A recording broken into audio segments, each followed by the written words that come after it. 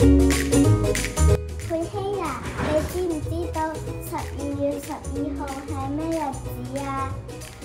我哋1、2年級唔使返學啊，但係3至6年級嘅同學就要返學啦。